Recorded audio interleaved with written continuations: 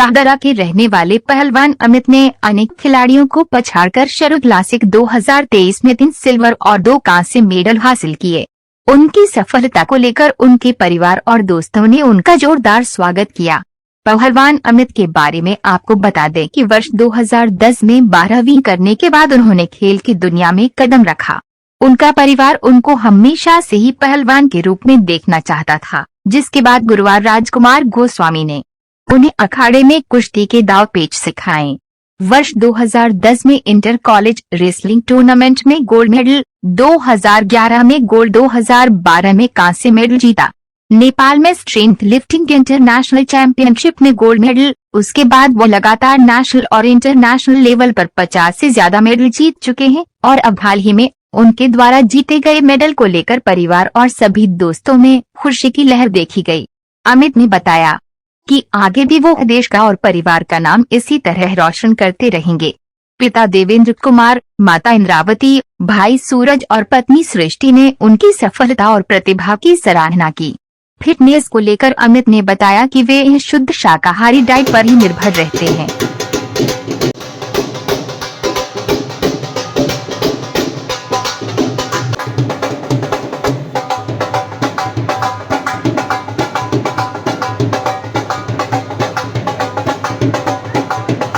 मेरा नाम अमित कुमार है और यहाँ एक शाहदरा में रहता हूँ। स्टार्टिंग से रेसलिंग करता था 2010 से, अब पावर लिफ्टिंग में 2017 से हूँ और पावर लिफ्टिंग, स्ट्रेंथ लिफ्टिंग और स्ट्रॉन्गमैन गेम्स खेलता हूँ। लास्ट ईयर भी स्ट्रॉन्गमैन गेम्स में ब्रोंज आया था, अब की बार 3 सिल्वर और 2 ब्रोंज।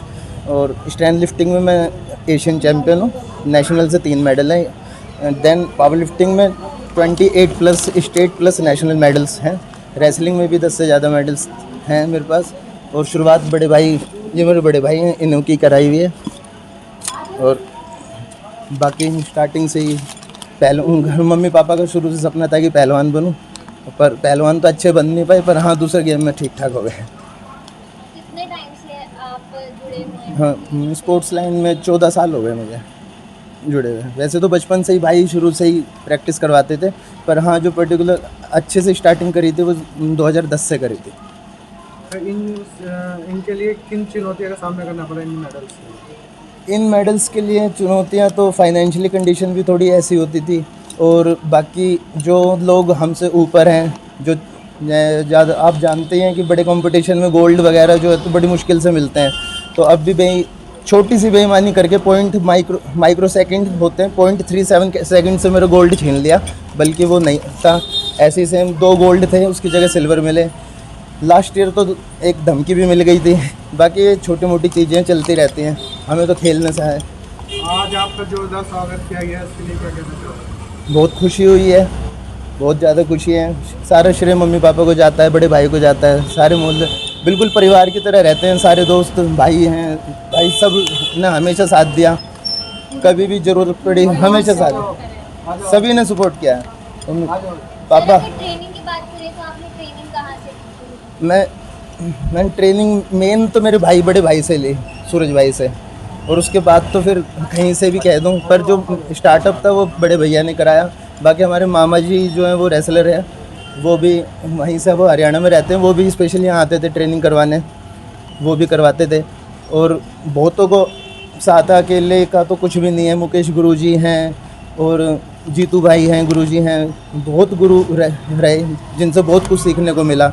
और अखाड़े में गुरु राजकुमार गोस्वामी थे और कोच अशोक गोस्वामी थे, और बाकी जितने भी सीनियर थे हमारे सब गुरु ही हैं, कुछ ना कुछ सीखने को ही मिलता है। आपने भी बताया कि जो आपके सफल में चुनौती आई, तो आपने बताया कि हम भेदभाव किया जाता है, चाहे वो अमीरी गरीबी को लेकर के, तो सुधार के लिए आपने कुछ प्रयास करे जिससे आप भी उभर पाएँ और जो आने वाले युवा हैं उनके लिए? बस मैं तो एक चीज़ मानता हूँ, मेरे कोच ने एक चीज़ सिखाई थी कि सुधार किस को सुधारोगे, एक तरह शुरुआत की जाएगी ना? हाँ नहीं, शुरुआत हो सकती है। जैसे बेईमानी होती है तो पॉइंट्स की, सेकंड्स की हो सकती है। अगर हम पहले ही उठा के नीचे मार दें, मतलब डायरेक्ट ही चित कर दें बाय फॉल, तो उसमें क्या बेईमानी होगी। इसलिए एक तरफा गेम खेलने वाले बन जाओ, अपने आप ही कोई बेईमानी नहीं कर पाएगा। बहुत से पहलवान जंतर मंतर में बैठे हुए हैं, उनके लिए क्या कहना चाहोगे? जंतर मंतर पे बैठे हैं अपनी प्रैक्टिस छोड़कर, वो वैसे तो मैं रेसलिंग से हट चुका हूँ, पर बहुत गलत है इतना। मतलब पहलवान अगर एक दिन की प्रैक्टिस छोड़ता है तो 8 दिन पीछे चला जाता है। बाकी सरकार की बात ये बहुत गलत है जो उनकी बात नहीं मानी जा रही है। बस आप इसी से अंदाज़ा लगा सकते हैं, वो तो बहुत बड़े पहलवान हैं, मैं तो बहुत छोटे स्तर पर हूँ अभी। पर तो उनके साथ ही इतनी है हो सकती है, तो मैं तो क्या ही है। सर यूथ को क्या मैसेज देना चाहेंगे पहलवानी के दौरान जो जर्नी है उसमें क्या गलतियां ना करें या कैसे इस बात- पहलवानी के दौरान नहीं, पर हाँ जी, मेहनत तो सबसे पहला है कि डाइट हो ना हो, सुविधा हो या ना हो, शूज़ रनिंग के लिए हो या ना हो सब कुछ सकता है। अगर आप ठाने तो सब कुछ हो सकता है। शेरू क्लासिक में भरने के लिए फ़ीस भी नहीं थी मेरे पास, फिर भी स्पॉन्सर मिल गया। मैंने मेहनत करी, स्पॉन्सर मिला, अपना आप गया कोई, और मेडल भी जीते। मेडल के बाद बहुत सारी अपॉर्चुनिटीज़ भी मिलती चली गई। अगर आदमी चाहे तो कर कुछ भी सकता है, पर मेहनत करनी पड़ेगी उसे। अगर बहाना लेना चाहे तो वो किसी भी चीज़ का ले ले कि मैं गरीब था या मैं कर नहीं पाया, मेरी ये चोट लग गई, ये सिर्फ बहाने होते हैं। करने वाला कुछ भी कर सकता है। आने वाले 10 साल बाद आप अपने आप को कहाँ देखते हैं? मम्मी पापा बड़े भाइयों का आशीर्वाद रहा तो ओलंपिक तक की कोशिश करेंगे। स्ट्रॉन्ग मैन में वर्ल्ड लेवल तक खेलेंगे। अब की बार कोशिश है स्ट्रेन लिफ्टिंग में कजाकिस्तान का शायद सिलेक्शन हो जाए। इस 25 जुलाई को नेशनल है, अगर उसमें गोल्ड आता है तो कजाकिस्तान के लिए सिलेक्ट हो जाऊंगा, तो वर्ल्ड चैम्पियनशिप खेलने जाऊंगा। हाँ, एशियन चैम्पियनशिप में बता दिया नेपाल। बहुत खुशी हो रही है कि मुझे इस बात की, इन्होंने बहुत मेहनत करी है जो यहाँ तक ये मेडल जीत के लाया है, और हम कोशिश करेंगे आगे भी ये मेहनत करे और मेडल जीते। हमारे गली वाले ने भी हमें बहुत सपोर्ट करा है, मेहनत करके आए हैं जब से ये करती हूँ, और ऊँचे जाए माँ बाप की यही इच्छा होती है। मैं बहुत खुश हूँ, ये बहुत मेहनत करते हैं और इनका मेहनत में बहुत यकीन है। ये अपनी मेहनत से कुछ भी पॉसिबल कर देते हैं। मेरे लिए तो ये सबसे ग्रेटेस्ट मैन है अब तक, क्योंकि बिकॉज इनकी जैसी मेहनत, इनके जैसा गेम, ये वहाँ जाके भी कभी भी वॉश आउट नहीं होते। चाहे वहाँ पर कुछ भी हो रहा हो, ये अपने आप को स्थिर रखते हैं, अपनी मेहनत पे ध्यान रखते हैं, अपना गेम खेलते हैं फुल फोकस के साथ। और आज तक कभी भी इन्होंने, इनके सारे मेडल्स इनकी मेहनत के दिए हुए हैं।